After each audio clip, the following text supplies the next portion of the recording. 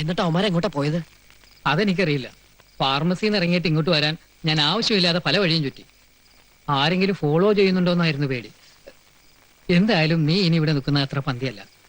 വേറെ ഏതെങ്കിലും സ്ഥലം കണ്ടുപിടിച്ചേ പറ്റൂ. നിനക്കും ഞാനൊരു ശല്യമായി അല്ലേ? ഈടാ, ഞാൻ അതല്ല പറഞ്ഞത്. അവന്മാർ ഏത് സമയത്തും ഇവിടെ എത്താം. നീ ഇനി ഇവിടെ തങ്ങുന്ന അത്ര സുരക്ഷിതമല്ല. ഞാനിനി എങ്ങോട്ടാടാ പോണ്ടത്? നീ സമാധാനമായിട്ടിരിക്കുക. നമുക്ക് വേറെ ഏതെങ്കിലും ഒരു താവളം കണ്ടുപിടിക്കാം. ഈശ്വരാ, അവന്മാരായിരിക്കും. അയ്യോ.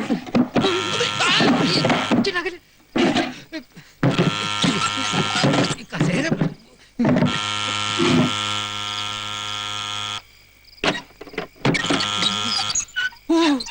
മാമ്പുള്ളിയാശാനായിരുന്നു.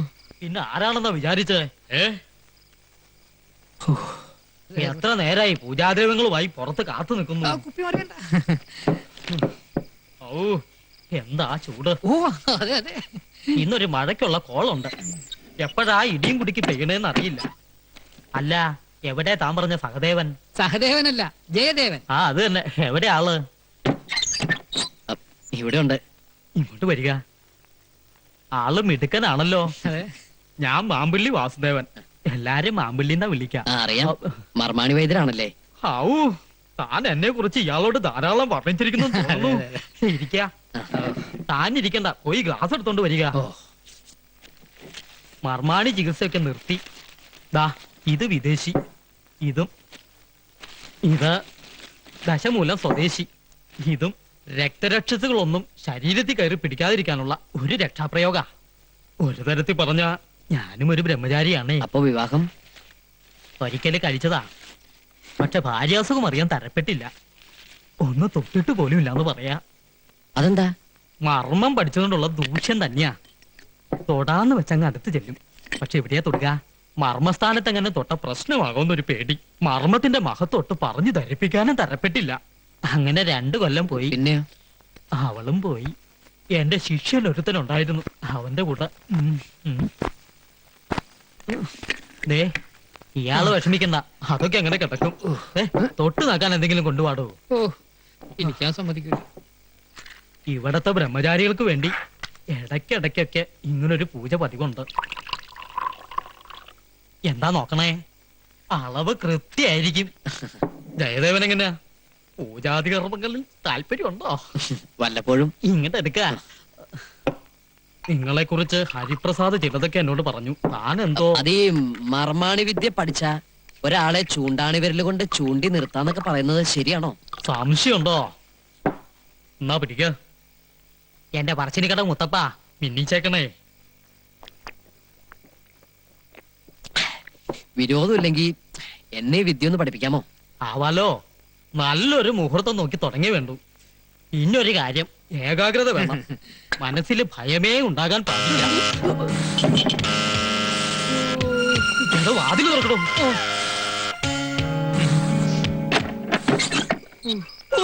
പോയി. ആര്? നമ്മുടെ പ്രേമദാസ്. അവനോടെ പോയി?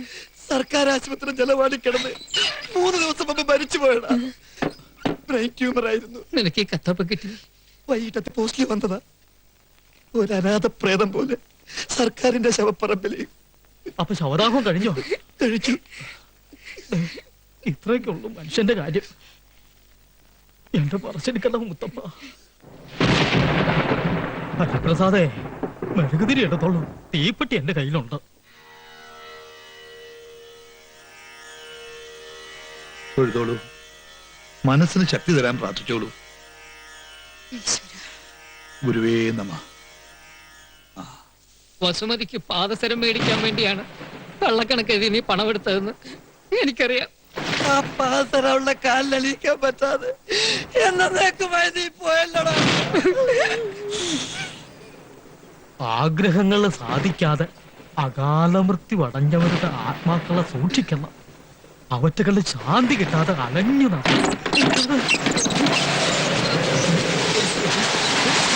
പോയി വാതിലടയ്ക്കുന്ന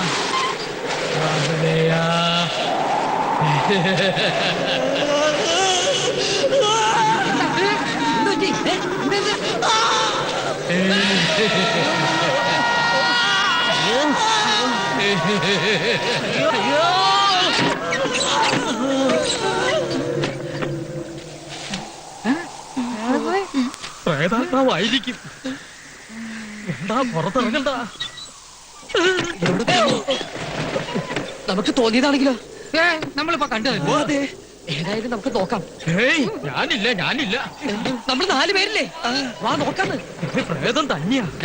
പ്രേതമൊന്നുമല്ല, വിശ്വാസം പാടില്ല. നമുക്ക് വെറുതെ തോന്നിയതാണേ, അല്ലാതെ പിന്നെ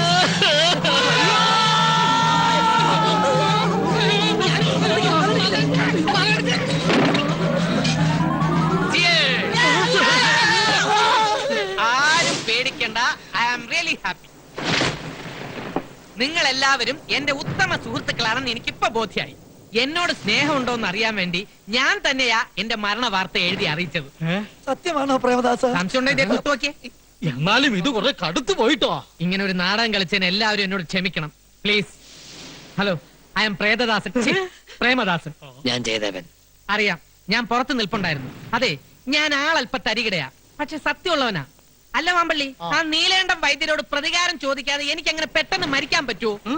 എന്നെ അന്യായമായി പിരിച്ചുവിട്ട ആ കംസനെ കൊല്ലാൻ ജനിച്ച ശ്രീരാമനാണ് ഞാൻ. കംസനെ കൊന്നത് ശ്രീകൃഷ്ണനാടോ? ആ, അതിനെ കുറിച്ചൊക്കെ ഇപ്പോഴും ചെറിയ തർക്കങ്ങളുണ്ട്. ആർക്കവിടെ അവിടെ നിൽക്കട്ടെ. തനിക്ക് ആ കംസനോട് പ്രതികാരം ചെയ്യാനുള്ള ചങ്കുറപ്പുണ്ടോ? ഉണ്ട്, പക്ഷെ നിങ്ങളെല്ലാവരും എന്റെ കൂടെ ഉണ്ടാവണം. ഞാൻ തന്റെ കൂടെ ഉണ്ട്. എനിക്ക് എന്റെ കുട്ടിയുടെ സങ്കടം കണ്ടിട്ട് സഹിക്കലില്ല. ആരുടെ? ആതിരമോടെ. ഗൾഫിൽ നിന്ന് ഒരു കാർഗോടകം വരുന്നുണ്ട്, ബാലഗോപാലൻ. അവന്റെ കയ്യിൽ പിടിച്ചു കൊടുത്ത് ആ കുഞ്ഞിനെ കുരുതി കൊടുക്കാൻ പോവാ ആ കംസൻ. അയാൾ ആതിരയുടെ മുറച്ചെറുക്കനല്ലേ? അതുകൊണ്ട് ആ കുട്ടിക്ക് കൂടി ഇഷ്ടാവണ്ടേ? ഇപ്പൊ എങ്ങനെയുണ്ട്? ഞാൻ പറഞ്ഞില്ലേ, അവളുടെ മനസ്സിലാനന്ദനാ. പെറ്റിട്ടപ്പോഴേ അമ്മ മരിച്ചു. 6ാം പിറന്നാളിന്റെ അന്ന് അച്ഛനും പോയി. സിംഗപ്പൂരിൽ നിന്ന് മോളെ കാണാൻ പറന്നു വന്നതാ. ഒരു നിമിഷം കൊണ്ടെല്ലാം കഴിഞ്ഞു. പിന്നെ ആ കുട്ടീനെ ഈ നെഞ്ചത്തിട്ട ഞാൻ വളർത്തിയത്. ആ കുട്ടിക്ക് വേണ്ടി ഞാനിപ്പോൾ എന്താ ചെയ്യാ? വൈദ്യരോട് അടുപ്പുള്ള ആരെങ്കിലും കൊണ്ട് ഈ പ്രശ്നമൊന്ന് അവതരിപ്പിച്ചൂടെ? കംസൻ ഭയക്കുകയും അനുസരിക്കുകയും ചെയ്യുന്ന ഒരാളേ ഉള്ളൂ. അതാരാ? ശ്രീ പരമാനന്ദ ഗുരുസ്വാമി. വെറും നാട്ടുവൈദ്യനായിരുന്ന ഈ നീലാണ്ടനെ വൈദ്യം പഠിപ്പിച്ച് സകല സൗഭാഗ്യങ്ങളും ഉണ്ടാക്കി കൊടുത്ത മഹാജ്ഞാനി. അദ്ദേഹം ഒന്ന് ഇരുത്തി മൂളിയ വൈദ്യർ ഉടുതുണിയിൽ മൂത്രിക്കും. എന്നാ പിന്നെ അങ്ങേരെ വിളിച്ചൂടെ? ഇക്കാര്യം പറയാൻ വേണ്ടി മാത്രം സ്വാമി ഇനി കുടിയെന്ന് എഴുന്നേറ്റ് വരുമെന്ന് തോന്നണില്ല. തീർത്ഥാടനത്തിന് പോയതാ. പിന്നെ വന്നത് സമാധിയായെന്നുള്ള ടെലഗ്രാമാ. ആരാ ടെലിഗ്രാം അടിച്ചത്? സ്വാമിയുടെ ഏതൊരു ശിഷ്യ. എന്നാൽ അയാളെ വിളിക്ക്. തോട വിധി, അയാൾ എവിടെയാണെന്ന് ആർക്കറിയാം? അദ്ദേഹം ഇവിടെയുണ്ട്. എവിടെയുണ്ട് സ്വാമി? ജയദേവൻ, ജയദേവാനന്ദ സ്വാമി. അല്ല, ഞാൻ ഒരു ചെറിയ വേഷം കെട്ട്. എന്താ പിടികിട്ടിയോ? ആരുടെ അടുത്ത വേഷം കെട്ടണെന്ന് ഓർമ്മ വേണം. ആശ ഞങ്ങളുടെ കൂടെ നിന്നാ മതി, സംഗതി എല്ലാം ഡോൾബി ആവും. ഡോൾബിയോ? ഓക്കെ എന്നാ ഉദ്ദേശിച്ചത്. ഒന്നുകൂടെ വന്നേ. നിങ്ങൾ എന്തൊക്കെയാ പറയണത്? എന്തായാലും നിനക്ക് മറ്റൊരു താവളം കണ്ടുപിടിച്ചേ പറ്റൂ. വൈദ്യാശ്രമത്തിൽ കയറി പറ്റിയ പിന്നെ ഭാർഗവനും രാഘവനും എന്നല്ല, സാക്ഷാൽ ഭഗവാൻ വിചാരിച്ചാൽ പോലും നിന്നെ കണ്ടുപിടിക്കാൻ പറ്റില്ല. അതൊക്കെ അപകടമാവൂലേ? ഒരു കുഴപ്പമില്ല, ഞങ്ങളൊക്കെ ഇല്ലേ. മാത്രമല്ല, അവിടെ ചെന്ന് പറ്റിയ പിന്നെ നിനക്ക് ആതിരെ പരിചയപ്പെടാം. അവളുടെ വിശ്വാസം നേടിയെടുത്താൽ അനന്തനെ കുറിച്ചുള്ള വിവരങ്ങൾ ചോർത്തിയെടുക്കുകയും ചെയ്യാം. എന്നാലും എന്റെ ഹരി, പറയുന്ന കേൾക്ക്. എന്താ രണ്ടുപേരും കൂടി ഒരു ഗൂഢാലോചന? അല്ല, ശിഷ്യനാണെന്ന് പറഞ്ഞ് അങ്ങോട്ട് ചെന്നാ വൈദ്യര് വിശ്വസിക്കുമോ എന്ന് ചോദിക്കുകയായിരുന്നു. പേടിക്കണ്ട, അതിനുള്ള പൊടിക്കൈകളൊക്കെ ഞാൻ പറഞ്ഞു തരാം. പൊടിക്കൈകളൊക്കെ കൊള്ളാം, പക്ഷെ സംഗതി നടപ്പിലാക്കുന്നതിന് മുമ്പ് എനിക്കൊരു ഡിമാൻഡ് ഉണ്ട്. ഡിമാൻഡ്? അതെ, ജയദേവന് സ്വാമിയായിട്ട് പോസ്റ്റിംഗ് കിട്ടിയാൽ ഉടൻ എന്റെ ഡിസ്മിസൽ റദ്ദാക്കണം. അതൊരിക്കലും നടക്കില്ല. ആദ്യം അവിടെ കേറാൻ പറ്റുമെന്ന് നോക്കട്ടെ. മതി, അവിടെ കേറിട്ട് മതി. അപ്പൊ എന്നാണ് സ്വാമിയായിട്ട് രംഗപ്രവേശം നടത്തേണ്ടത്? മറ്റന്നാള്. മറ്റന്നാളോ? അന്നാണ് ആതിരമോളുടെ പിറന്നാള്. ധനുമാസത്തിലെ തിരുവാതിര. പുലർകാലേ ചടങ്ങുകൾ തുടങ്ങായി.